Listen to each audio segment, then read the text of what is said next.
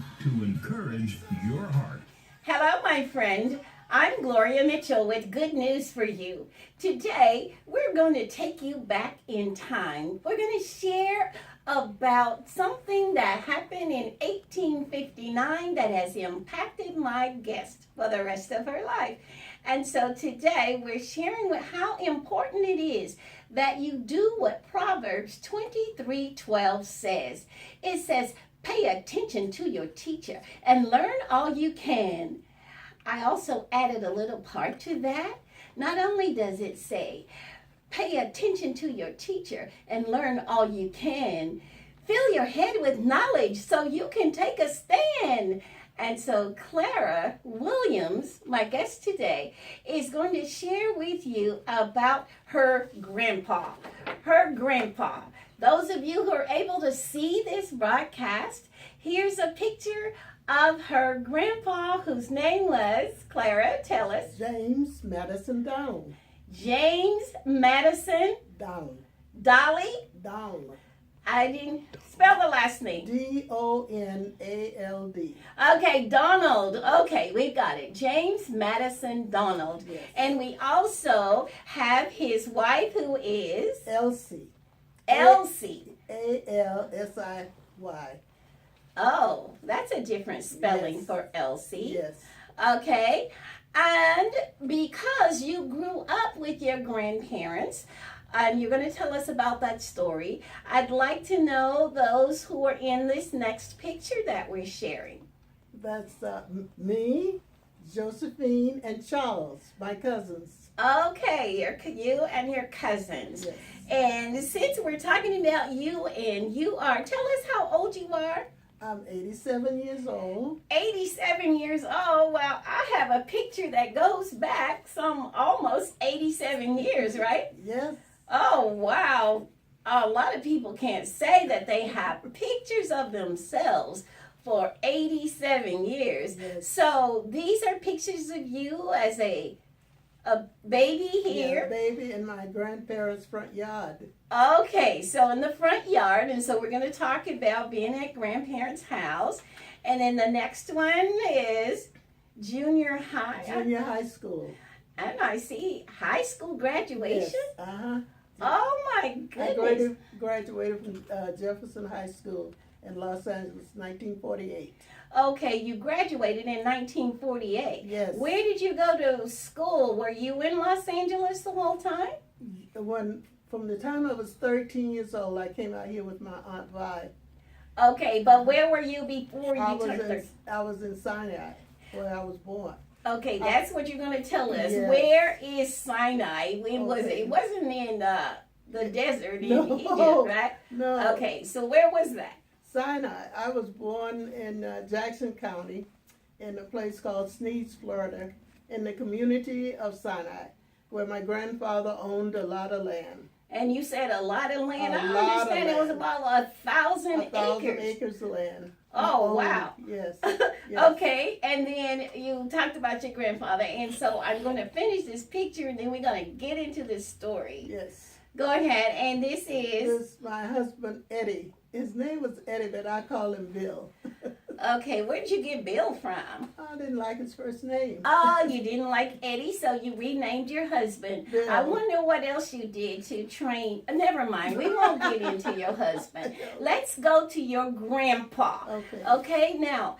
You said that, tell us how you happened to end up living with your grandparents. I was born with my in my grandparents' house. I was born there. It was in the country. He had a big house. That's where my mother was born, my two aunts, and a brother was born there. And they built the house in 1899. That's when they built the house.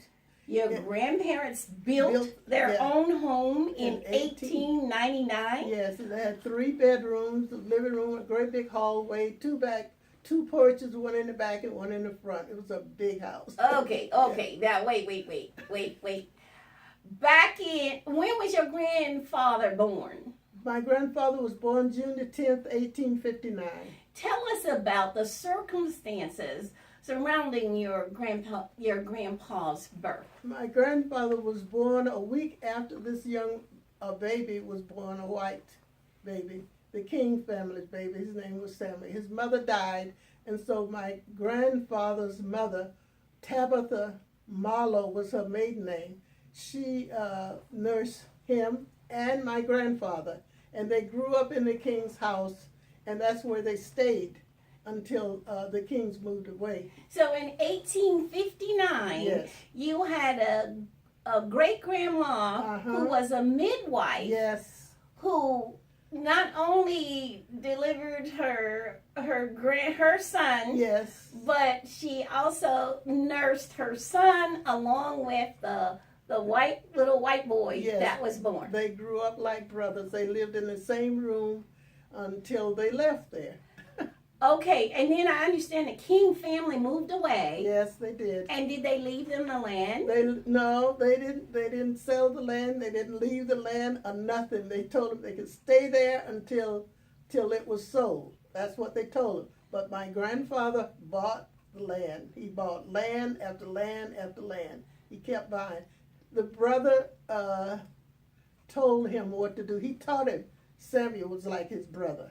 He told him what to do, how the land was laid out. He taught him everything. He went to school, and he taught my grandfather, Jim, everything. So the little white boy went to school. Yes, Papa couldn't go. And he couldn't go. No. He couldn't go. Why? Why couldn't your grandpa They go? didn't have schools for colored people. Oh, okay. No schools for colored people. Yeah. So the white boy taught him, his friend, Yes. everything that he knew. Everything he learned. And Papa was he was a brilliant man.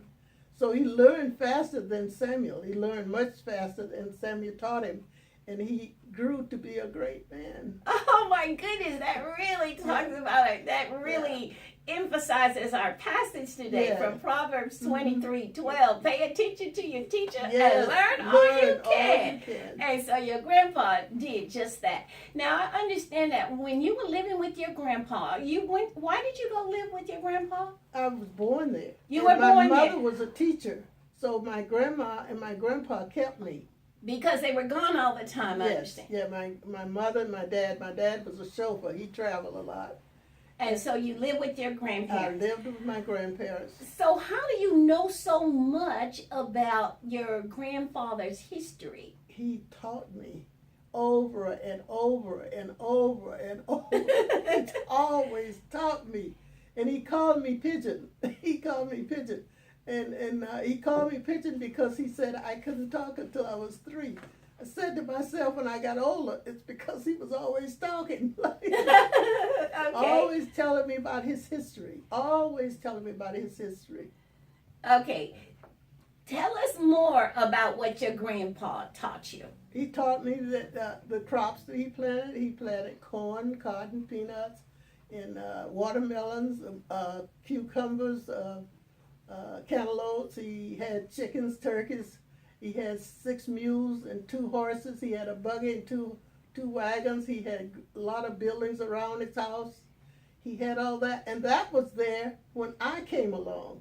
Okay. He had those, and Mr. Elbert Douglas, he was the one running the farm. He had 3 sons. They helped on the farm, and Papa had a nephew named June. He stayed with us when I was little, and he helped run the farm. So he had a lot of people working for him. Then when the peanuts and corn and everything got ready, he had to hire someone to help pick the cotton and help pick the peanuts. But that's what he did. He had cane, he made syrup, and it was very good syrup, and he sent it down the Chattahoochee River on a barge to go downtown to the white folks. I have this question that relates to money. Yes. I know that a lot of times, a lot of our people didn't have a lot of money. No. So I'd like to know, where did all this money come from? Well, he sold vegetables, he sold fruit. He wouldn't get but a few pennies, but he saved it because he didn't need it for anything. He raised all his food. Everything. He raised everything he needed except salt, pepper, and sugar, and snuff for Mama, and George Washington tobacco for him. Oh, you're reminding me. I remember back in the day when a lot of folks were sniffing, what is it, snuff? Yeah. And they had a little spittoon Yeah, nearby. And Yeah, they put a little stuff of dirt down right. in them. Yeah, that was Mama. Okay. Okay. And then there was a place you told me they had a little house for every little thing Yes, except for a toilet, right? Yeah, no, they never told it. That was. Oh yeah, that's outhouse. right. That's an outhouse. That's a house. Yeah, that was an outhouse. Okay, go ahead. They had the kitchen set off from the house. It wasn't connected to the house. He had a dairy that he built for himself for Mama to put her butter and milk and stuff in. And it was about 7 by 7, about 3 feet high. He told me that so often. And that it was great. That's where she kept her butter and everything, milk and everything. Daily she milked about 3 or 4 cows a day. She shared the milk with the community. She had a garden with everything in it. They raised their food, all of it. I know what that's like. Yeah. I know because we did. We Yeah. didn't have to buy anything. Everything was out there in the yard. So Yeah. I made up my mind that when I grew up, that I was going to move into a house that had nothing growing around it but grass. That's all I wanted. Yeah. Yeah. Yeah. My grandfather. There was something you said about your grandfather about colored people. Somehow, tell us about learning how you were colored. No, well, my grandfather was a Seminole Indian, a half Seminole Indian. His father was black, but his mother was a Seminole Indian. His mother's name was Tabitha Marlowe, and she was born in South Carolina.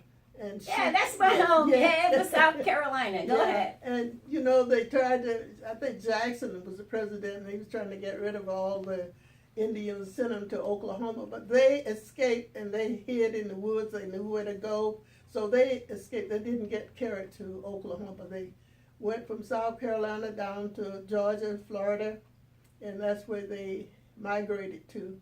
And the Chattahoochee River was nearby. They were on the east side of the Chattahoochee River. That's where they landed. Some of them were on the west side of the river.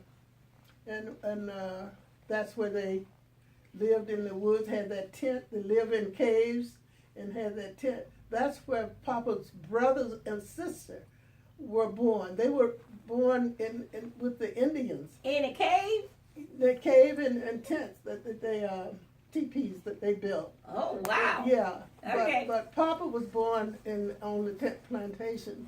The reason that happened is because one of the king's family son got caught and killed, made very sick. Anyway, the Indians nursed him back to health, and they took him back to the kings, and so the kings were very proud of him. All right, I want to emphasize something you just said. Yeah. You said that that the Indians were all they were captured and taken to Oklahoma. Yes. I learned recently that a man who's from Oklahoma said, do you know that Okla stands for red and Homa man? That Oklahoma is the home of the red man? So you really have validated what he said. Yes. So I thank you for sharing that, and I can tell you right now, we're running out of time. We're not going to finish this broadcast today, but for those who are listening, there's a part 2, so we invite you to tune in next week as we share with you how important it is that you pay attention to your teacher and learn all you can. Fill your head with knowledge so you too can take a stand. Have a blessed day. Thank you. You've been listening to Dr. Gloria Mitchell, author of The Garbage Man's Daughter, a book series written with hurting people and broken families in mind. You can contact Gloria Mitchell by calling 310-973-5802.